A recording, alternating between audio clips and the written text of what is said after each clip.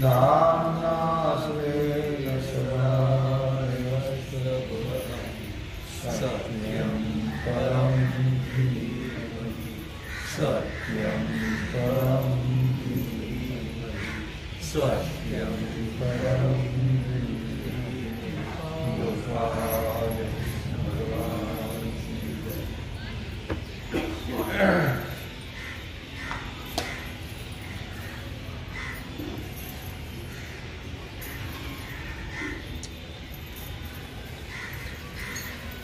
तपने win प्रकाशो जाडे win रसी रसो पोकळे विन अवकाशो हो ये जैसा भगवान सिद्धेश्वराच्या श्रीमद्रूपेनं श्री रुक्मिणी पांडुरंगाच्या चरणाजवळ बसून श्री सद्गुरू ज्ञानेश्वर महाराज, श्री जगद्गुरू तुकाराम महाराज, श्री संत एकनाथ महाराज यांच्या चरण सानिध्यात आपण सर्वजण मिळून महान ग्रंथराज ज्ञानेश्वरीच्या 17व्या अध्यायाच्या 228 ओळीचा आपण विचार करतो. विषय आहे तप.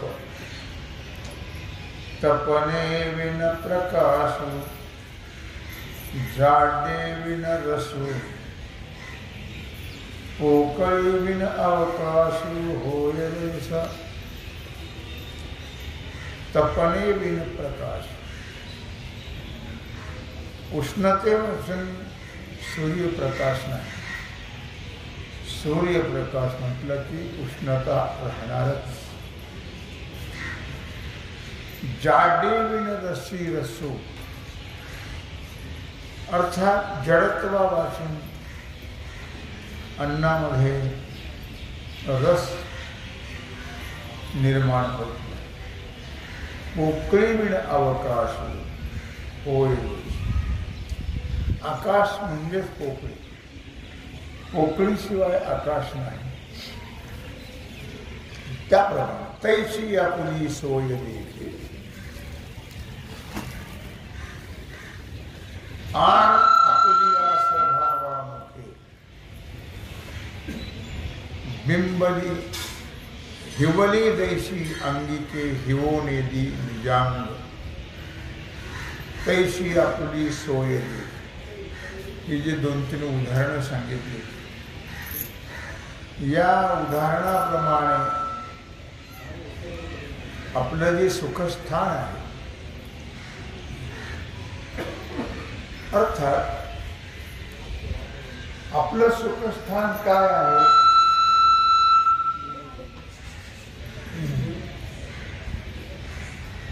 हे आपल्याला माहित नाही.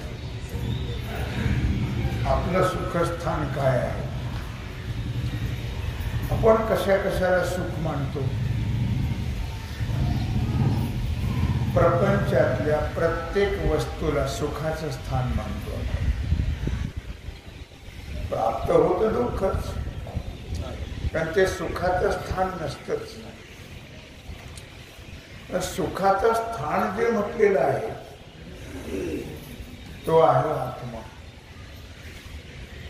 आपलं सुखाचं स्थान आत्मा आहे.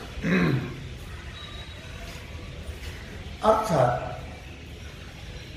ते सुखाचं स्थान ज्याला कळतं, हे सुखाचं स्थान कुणाला कळतं. हे सुखाचं स्थान कळणारं मन आहे. मन आहे.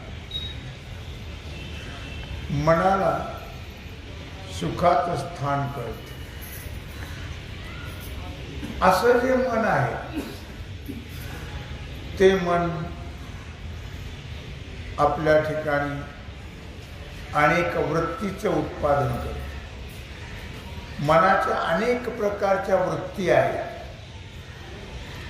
त्याला आपण मनोवृत्ती असं म्हणतो. मनोवृत्ती, अनेक वृत्ती आहेत मनाची. आणि मग ते वृत्ती निर्माण करणारं मन ते आपल्या स्वभावाला मुकल्या जातं. थंडी जशी हिवली जैसी अंगिके हिवो निधी निजांग. थंडी जशी आपल्या अंगी असलेल्या थंडीनं थंडीचं अंग काकडत नाही, शिवून येदी निजांग. थंडीनं थंडी कधी काकडत नाही. तसं हे मन जे आहे ते आपल्या स्वाभाविक चांचल्याने, कारण मनाचा स्वभाव आहे चंचलता. चंचलम ही मनः कृष्ण प्रमाथि बलवदृढम तस्याहम निग्रहम मन्ये वायुरिव सुदुष्करम. मन हे चंचल आहे, त्याचा तो स्वभाव आहे मनाचा चंचलता. मन कधीच एका ठिकाणी राहणार नाही, म्हणून त्याला वाऱ्याची माकडाची उपमा दिलेली आहे. माकड जसं कधी स्थिर राहतच नाही, वारा कधी स्थिर राहतच नाही. वायुरिव सुदुष्करम, तसं ते वाऱ्यासारखं मन सारखं पळत राहत. माकडासारखं मन चंचल आहे.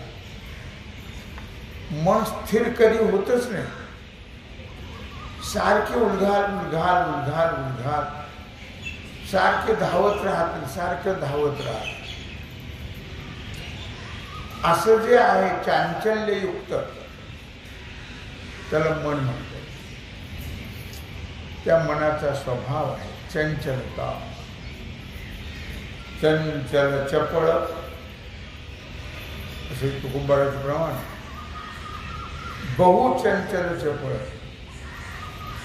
आणि असे पुराणचे प्रमाण आहे त्याचं, की इतकं चंचल आहे, इतकं चपळ आहे मन. मन अवघेचे सकळ, बहुचंचल चपळ. खूप चंचल आहे मन, खूप चपळ आहे. कुणीकडे कुणीकडे कुणीकडे कुणीकडे सारखं धावत राहत. मग न चलते कळंके विण, शशिबिंब जैसे परिपूर्ण, तैसे चोखे शृंगारपण मनाचे जे. अर्थात मग न चलते कलंके विण, स्थिर कलंक रहित आणि परिपूर्ण चंद्रबिंब जसं असतं, स्थिर असतं. कलंक रहित आहे चंद्रबिंब आणि परिपूर्ण आहे. चंद्राच्या ठिकाणी कलंक नाही असं माऊली म्हणतात. शशिबिंब जैसे परिपूर्ण. चंद्र हे पूर्ण आहे, त्याला कलंक नाही आहे, तो स्थिर आहे असं ज्ञानोबरायचं वर्णन आहे. तसं स्थिर असणं, कामक्रोधादी दोषरहित असणं आणि अखंड प्रसन्न राहणं, असं कधी मन असतं का? खरा हा तर मनाचा अलंकार आहे, हा खरा मनाचा दागिना आहे. स्थिर राहणं, प्रसन्न राहणं, कामक्रोधादी दोषरहित असणं, हा मनाचा आहे अलंकार, मनाचा दागिना आहे. आणि यालाच अनुक्रमाने आत्मविनिग्रह असं म्हटलेलं आहे. आत्मविनिग्रह, सौम्यत्व आणि मनःप्रसाद त्याला म्हटलेलं आहे. तसं नाही होत ते, पण त्याला मनःप्रसाद असं म्हटलेलं आहे. मन स्थिर राहतच नाही, पण स्थिर राहावं मन. मन कधी प्रसन्न नसतंच, पण प्रसन्न राहावं मन. महाराज म्हणतो मन करारे प्रसन्न, सकळ सिद्धीचे कारण, मोक्ष अथवा बंधन, सुख समाधान इच्छा. मन करारे प्रसन्न, मन प्रसन्न राहिले पाहिजे. काम क्रोधादी दोषरहित मन पाहिजे. आणि स्थिर पाहिजे. यालाच अनुक्रमाने आत्मनिग्रह किंवा विनिग्रह असं म्हटलेलं आहे. सौम्यत्व त्याला म्हटलेलं आहे. आणि मनःप्रसाद, भुजाली वैराग्याची ओरप, जिराली मनाची धाप काप, तेच केवळ झाली वाफ निजबोधाची. मन जे आहे त्या मनावर मोक्षाकरता वैराग्य मनाच्या ठिकाणी निर्माण झाले. वैराग्य निर्माण झालं तर मोक्ष स्थिती प्राप्त होईल, नाही तर होणार नाही. म्हणून मनाच्या ठिकाणी मोक्ष प्राप्त होण्याकरता काय झालं पाहिजे? वैराग्य निर्माण झालं, मन विरक्त झालं, त्यागयुक्त झालं, त्याचे वरखडे बुजले पाहिजे. मनाचं मोक्ष साधनाकडे धापाटाकीत पळणं, मोक्षाच्या साधनाकडे मनाचं धापाटाकीत पळणं ते नसावं. स्थिरता असावी, प्रसन्नता असावी. बळजबरीनं उगी बळच पळायला लावायचं मोक्षाकरता त्याला काही अर्थ नाही. ते त्याचं पळणं जे आहे, त्याचं धावणं जे आहे, त्याची चंचलता जी आहे, त्याला स्थिरत्व प्राप्त झाले. स्थिरत्व म्हणून मन एकाग्र झालं. मनामध्ये केवळ एकच लालसा निर्माण झाली, एकच ओढ असावी आणि ती असावी आत्मज्ञानाची. एकच ओढ असावी, एक लालसा असावी,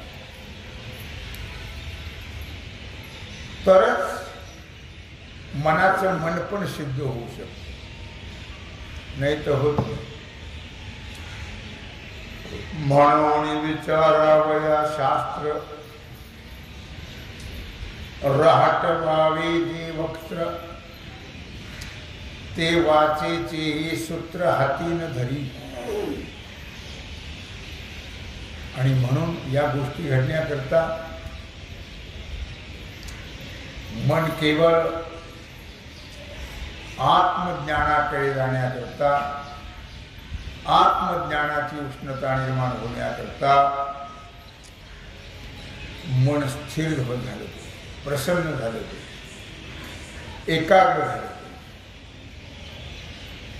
मनाने अखंड साधना केली पाहिजे आत्मज्ञानाची. आणि म्हणून ते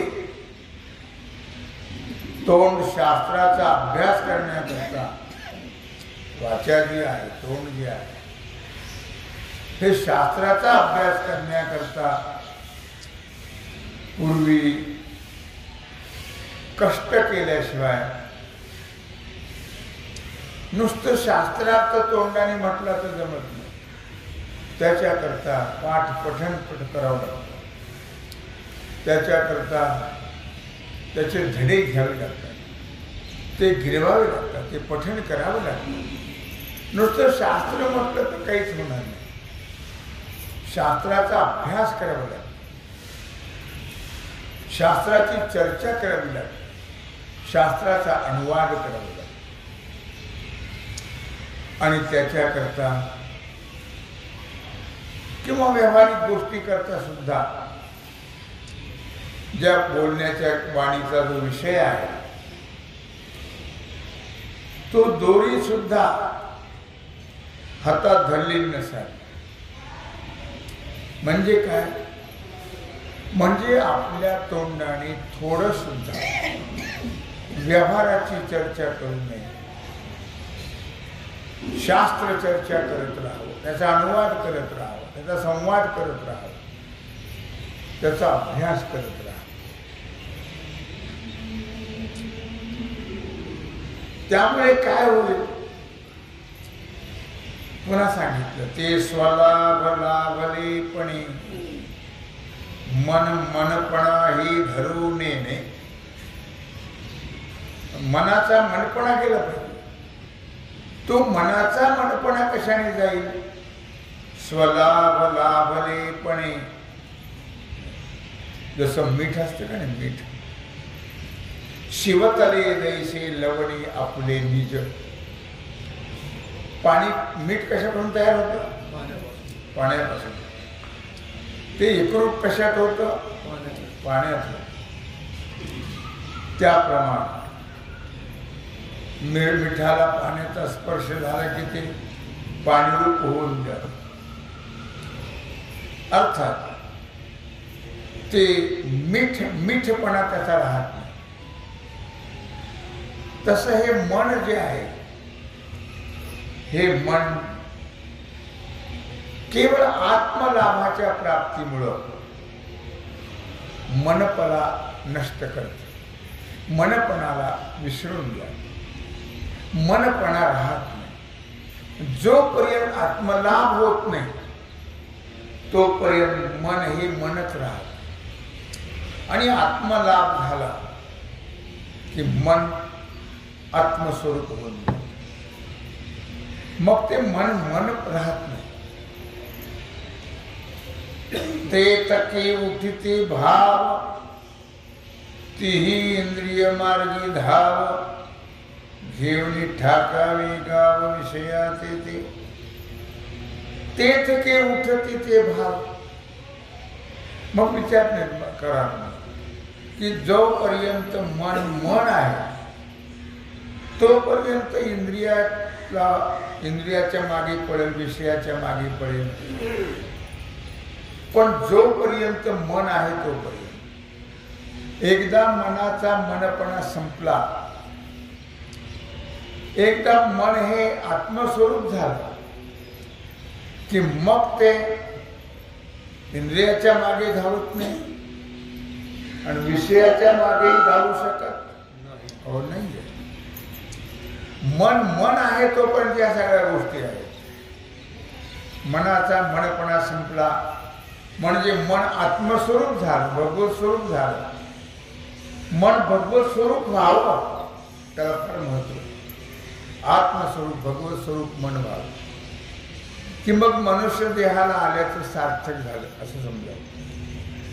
तोपर्यंत मनुष्य देहाचं सार्थक होऊ शकत नाही.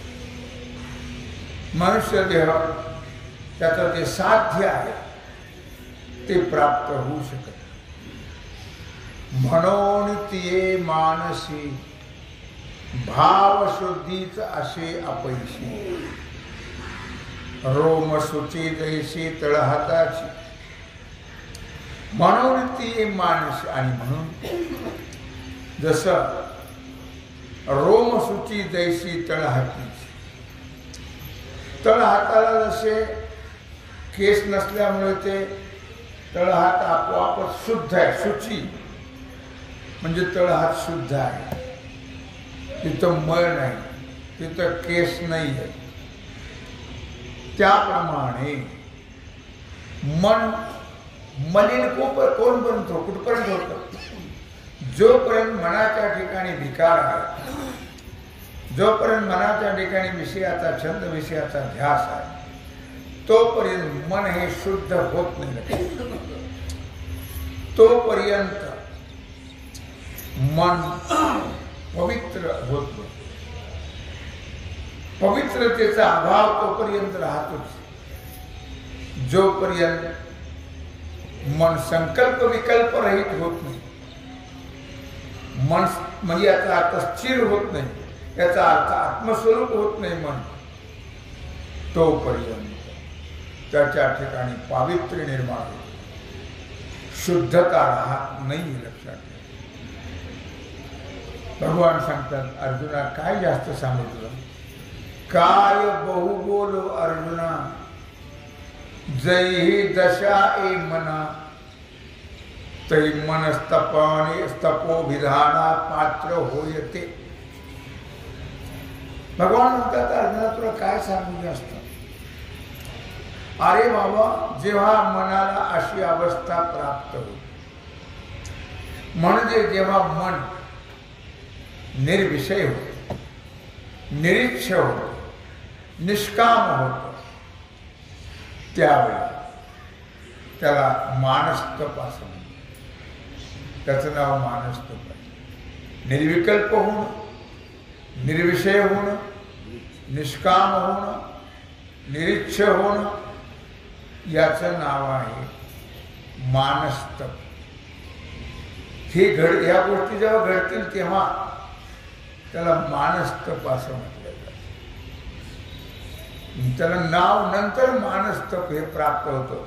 या गोष्टी घडल्यानंतर निष्कामता, निरीक्षता, निर्विषयता या गोष्टी जोपर्यंत घडत नाही तोपर्यंत त्याला मनस्तप असं म्हणू शकत नाही. परित्या सो हे जाण मानसतपाचे लक्षण, देव म्हणे संपूर्ण सांगितले. आजचा जो विषय झाला तो मानस्तपाचा विषय. भगवान सांगतात अर्जुना, सारांश असा आहे, मानस्तपाचं हे संपूर्ण लक्षण तुला मी सांगितलं. शेवटी मानस्तप कशाला म्हणतात, याचं नाव आहे निष्कामता, निरीक्षता, निर्विषयता, स्थिरता. याचं नाव आहे मानसतप. भगवान सांगतात एवं देह वाचा चित्ते जे पातले त्रिविधत्वाते, ते सामान्य तप तुते परिसविलेगा. अशा प्रकारे तुला मी 2-3 प्रकारचं तप सांगितलं. शारीरिक तप सांगितलं, वाचिक तप सांगितलं, मानसिक तप सांगितलं. हे 2-3 भेद तुला सांगितले तपाचे. अर्थात हे 3 प्रकारचं तप प्राप्त होणं ते विशेषत्व आहे. अर्थात हे 3 प्रकार तुला सामान्य रूपाने सांगितलेले आहेत. कायिक, वाचिक, मानसिक हे जे तप सांगितलं ते सामान्य रूपाने तुला मी सांगितलं. अर्थात हे विशेषत्वाला जेव्हा प्राप्त होईल तेव्हा जन्म आलो त्याचे आज फळ झाले साक्षी. त्यावेळी मनुष्य जन्माचं सार्थक तेव्हा होईल, तोपर्यंत होणार नाही. असे किती जरी जन्म घेतले तरी मनामुळेच ह्या सगळ्या गोष्टी होतात. जन्म मरण भोगावं लागते. मन एव मनुष्याना कारण बंध मोक्ष. न मनामुळेच बंध आहे, जन्म मरण आहे, आणि मनामुळेच मोक्ष आहे. म्हणून मन प्रसन्न केलं पाहिजे, निर्विषय झालं पाहिजे, निर्विकार झालं पाहिजे, निष्काम झालं पाहिजे, निरीक्ष झालं पाहिजे आणि आत्मस्वरूप झालं पाहिजे. मग मनाची शुद्धी होते आणि मग मनपणा नष्ट होतो. आता गुणत्रय संगे हेची विशेष त्रिविधी रिघे, तेही ऐक चांगे प्रज्ञा बळे. आता 3 गुणाच्या संगतीनं हे तुला सामान्य तप सांगितलं. सात्विक सांगितलं, राजस सांगितलं, तामस सांगितलं,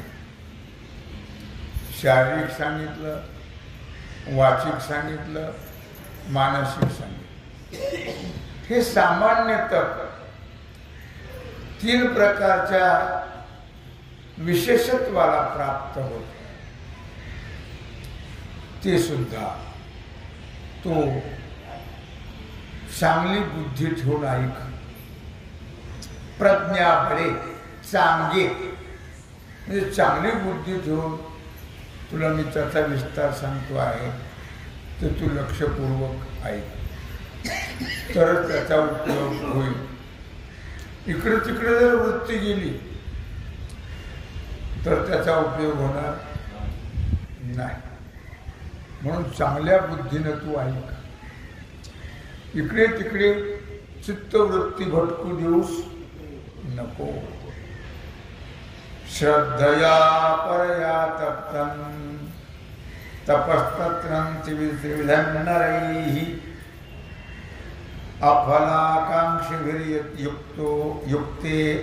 युक्तैः सात्विकं परिचक्षते.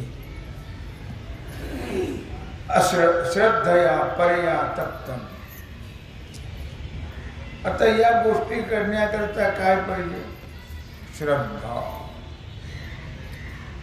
त्या श्रद्धेतही 3 प्रकार आहेत. या अध्यायात खरा तोच महत्वाचा भाग आहे. श्रद्धात्रय विभाग योगो नाम सप्तदशोऽध्याय असं म्हटलं. या अध्यायामध्ये महत्व 3 प्रकारच्या श्रद्धेला दिले आणि ते आता 3 प्रकारची श्रद्धा भगवान अर्जुनाला सांगतात. अर्थात मनोनिग्रह करणं, मनोनिग्रह करणारा जो मनुष्य आहे त्याच्याकडूनच परमश्रद्धेनं जे घडल्या जातं त्याला म्हणतात सात्विक श्रद्धा. मनोनिग्रहपूर्वक परमश्रद्धेनं जे केल्या जातं, फिरती श्रद्धा नको. आज इथं तर उद्या तिथं तर परवा तिथं अशी नको.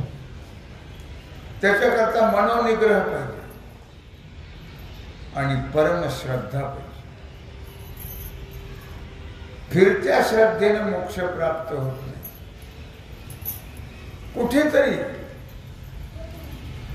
मग ती दगडावर का ठेवणं होईल, ते तिथंच राहिली पाहिजे, तर त्याचं फल प्राप्त नक्कीच होईल. दगडावर ठेवली तरी म्हणून कुठेतरी एका ठिकाणी श्रद्धा असावी. फिरती श्रद्धा जर असेल तर फल मिळणार नाही. तिला सात्विक श्रद्धा म्हटल्या जात नाही. परमश्रद्धा, परमश्रद्धा. आणि ती श्रद्धा केव्हा निर्माण होते? मनाचा निग्रह केल्यावर. कारण मन फिरतंय ना, मन सारखं पळत राहत. हे बरं आहे, ते बरं आहे, ते बरं आहे, ते बरं आहे, ते बरं आहे, ते बरं आहे, सारखं मन पळत राहत. ते मनाचं पळणं थांबलं पाहिजे आणि कुठेतरी एका ठिकाणी ती श्रद्धा. पहा खापरे, भागवतात अशी उभी आहे. खापरे मांडोणी पहा त्या बालकाचा भाव. खापरे मांडोणी म्हणती देव, तेतही प्रगटे मी देवाजी देव. हा भाव श्रद्धेचा. असं भागवतात उभी आहे. लहान मुलं खापरं मांडून देवदेव खेळतात, पण त्यांची इतकी शुद्ध श्रद्धा असते. लहान मुलाच्या मनात विकृती नसते, शुद्ध मन असते. ते कोणीकडे पळत आपल्यासारखं मोठ्या माणसारखं मन पळत नाही. त्यांचं स्थिर मन असतं बालकाचं आणि ते एका ठिकाणी असतात. आणि एका ठिकाणी ते मन लागले की तिथून पुन्हा बाजूला जातच नाही. कोणाचं? लहान बालकाचं स्थिर मन असतं. आणि तिथं मात्र भगवान देवादिदेव त्या श्रद्धेमुळे त्या चिखलात प्रगट होतील, त्या दगडात प्रगट होतील, त्या खापरात प्रगट होतील. नाही तर मग ते म्हटलंच आहे, मनी नाही भाव देवा मला पाव, आशाने पावायचा नाही र, देव काय बाजारचा भाजीपाला आहे र. मनात एकनिष्ठता पाहिजे, श्रद्धा, भाव, प्रेम पाहिजे. फिरतं नको, एक तत्व मनाचं पाहिजे. म्हणजे त्या श्रद्धेला फल प्राप्त होतं आणि तिचं नाव आहे सात्विक श्रद्धा. म्हणून आता या श्लोकापासून श्रद्धेचा प्रकार सांगता आहे आणि तो प्रथमतः सात्विक श्रद्धेचा प्रकार सांगता आहे. तेव्हा धारिणी सेवा भगवत चरणी समर्पित करून राहिलेला जो सेवेचा भाग आहे तो आपण उद्या पुंडरीक वरदा